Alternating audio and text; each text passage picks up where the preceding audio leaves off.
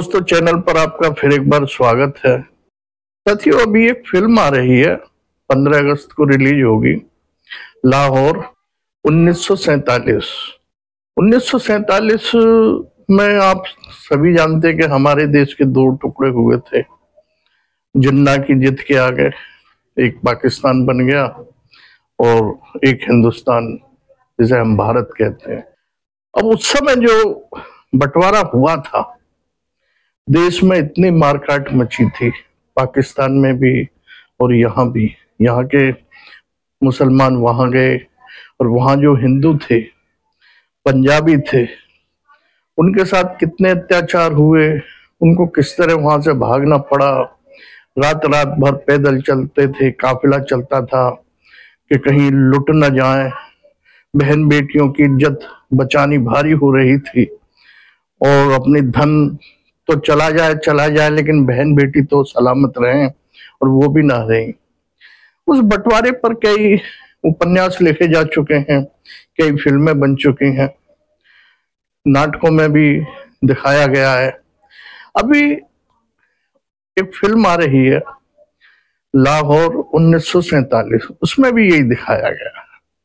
प्रेम कहानी तो फिल्मों में होती ही है, लेकिन ये जो बंटवारा हुआ था और यहाँ का पलायन वहां गए और वहां से पलायन करके हिंदू लोग यहाँ आए, उस समय जो मारकाट मची और उस समय जो विभत्स तरीके से मारकाट मची थी, इंसानियत रोई थी, तो उसमें तो इस फिल्म में उसको भी दिखाया गया है। प्रेम कहानी भी है। प्रेम कहानी धर्मेंद्र देओल के बड़े पुत्र सन्नी देओल, प्रीति जिंटा, इनकी प्रेम कहानी है। एक और किरदार, अहम किरदार है इस फिल्म में, जो हमारी हिंदी फिल्म इंडस्ट्री में अहम है। अच्छे हीरो हैं, अच्छे कलाकार हैं और अपनी कुछ वक्तव्य ऐसे देते रहते हैं कि वो चर्चा में बने रहते हैं। अभी हाल में उन्होंने तीसरी शादी की है, आमिर खान साहब, वो भी इस फिल्म में है। वो पाकिस्तान पुलिस के अफसर बने हैं और सन्नी देओल हिंदू लड़का है और प्रीति जिंटा मुस्लिम लड़की है। इनकी प्रेम कहानी भी दिखाई है और उस समय का बंटवारा जो हुआ था, जो मारकाट हुई थी, जो भागम भाग हुई थी, वो भी दिखाया गया है। और भी कुछ ऐसे पॉइंट्स हैं जो इस फिल्म में दिखाए गए हैं। अभी ये फिल्म रिलीज नहीं हुई है, लेकिन इसका ट्रेलर आ चुका है और फिल्मी पत्र पत्रिकाएं जो हैं उनमें इसके विषय में काफी कुछ लिखा जा रहा है, ट्रेलर दिखाया जा रहा है। अब जब से ये ट्रेलर रिलीज हुआ है, हमारी फिल्म के एक और धुरंधर अभिनेता हैं नसीरुद्दीन शाह, उन्होंने भी ट्रेलर देखा, कहानी के विषय में जाना, सोचा समझा। उन्होंने कहा कि भारत में इस फिल्म को बैन कर देना चाहिए।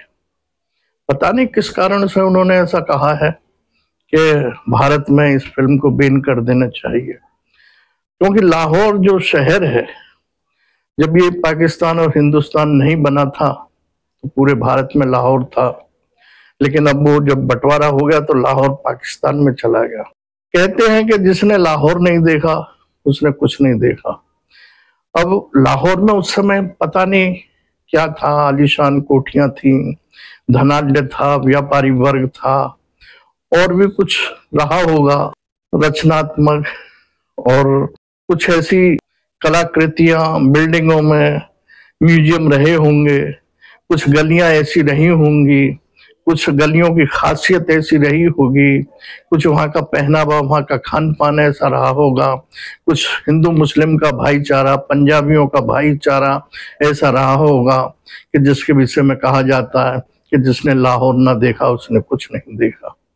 अभी उस लाहौर को दिखाने के लिए ये फिल्म लाहौर 1947 आ रही है। 15 अगस्त को अब रिलीज होगी हमारे भारत में। अब जब से नसीरुद्दीन शाह का ये स्टेटमेंट आया है, उन्होंने कहा है कि भारत में इस फिल्म को बैन कर देना चाहिए। पता नहीं उन्होंने किस कारण से कहा है।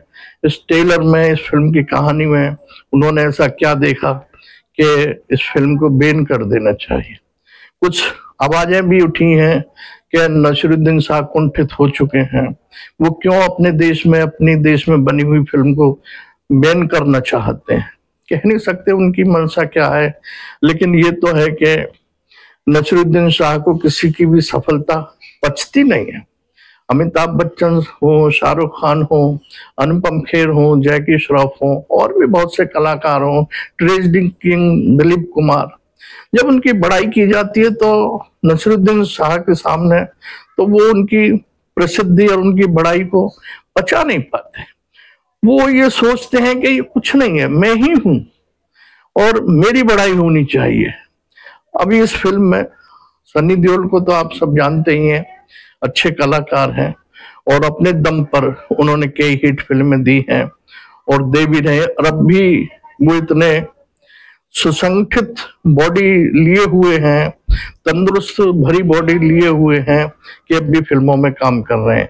उनकी दहाड़, उनकी आवाज, उनके संवाद, बोलने का ढंग, आज भी जो जब दर्शक सिनेमा हॉल में फिल्म देखते हैं तो उनकी संवाद अदायगी पर ताली बजाते हैं। अब इस फिल्म के अंदर आमिर खान और सन्नी देओल की एक्टिंग भी देखने को मिलेगी, देखने को मिलेगा कौन किस पर भारी हो रहा है। फिल्म में जो प्रेम कहानी है उसका अंत तो दुखांत होता ही है इस फिल्म के अंदर, लेकिन फिल्म के अंदर उस समय जो बंटवारा हुआ था, उसका जो विभत्स तरीके से मारकाट हुई थी, भागम भाग हुई थी, नोच खसोट हुई थी, वो सब भी इसमें दिखाया गया है। साथियों, हमें आपको ये इंतजार रहेगा कि 15 अगस्त को जब ये फिल्म रिलीज हो, सन्नी देओल की एक्टिंग भी देखें, आमिर खान की एक्टिंग भी देखें, प्रीति जिंटा की भी एक्टिंग देखें। कलाकार तो और भी हैं इसमें, बहुत से सैकड़ों कलाकार हैं, चरित्र अभिनेता हैं, अभिनेत्री हैं जिन्होंने रोल अदा किया है। लेकिन सबसे बड़ी बात यह है कि आमिर खान और सन्नी देओल की एक्टिंग देखने के लायक होगी। दूसरा, समझ में नहीं आता कि नसीरुद्दीन शाह क्यों इस तरह के वक्तव्य देते रहते हैं।